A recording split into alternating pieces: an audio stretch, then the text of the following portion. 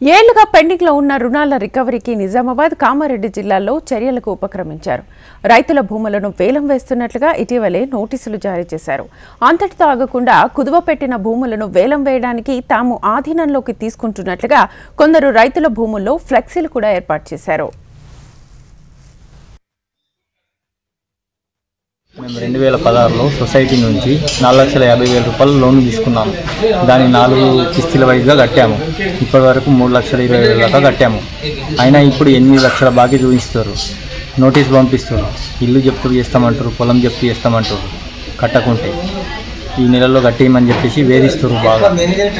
పోయిన పాదయాత్రలో రేవంత్ రెడ్డి సార్ కూడా వచ్చి మాకు హామీ ఇచ్చారు రైతులకు. అటువంటి జరగకుండా మేము చూసుకుంటాము, సహాయం చేస్తామని కూడా చెప్పారు. అయినా ఇప్పటి వరకు ఎటువంటి నిర్ణయం తీసుకోలేదు. ఎలాగైనా ఈ ప్రభుత్వం మాకు సహాయం చేయాలని కోరుతున్నాం.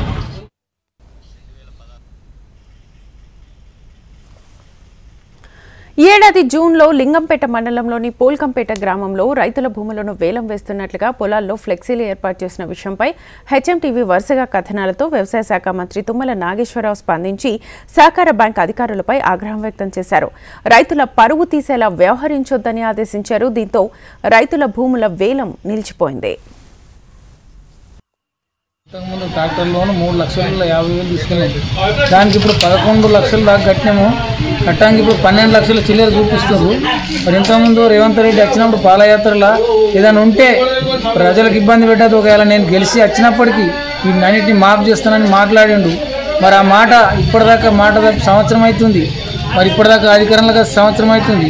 ఇప్పటిదాకా ఎలాంటి స్పందన లేదు. మరి బ్యాంకు మేనేజర్లు మరి సొసైటీ వాళ్ళు వచ్చి ఇంట్లో తలుపులు తీస్తున్నారు, పొలాల జాండలు పాతి పొలాలను అర్రాసు కూడా పెడుతున్నారు. మరి దాన్ని ఎట్లా మరి అది ఇప్పుడన్నా దాన్ని తెలుసుకొని మన రైతులకు ఏదైనా మాఫీ చేస్తే బాగుంటుందని అనుకుంటున్నాము. ప్రాణులకు కూడా త్యాగం చేసుకునే పరిస్థితి కూడా వస్తుంది.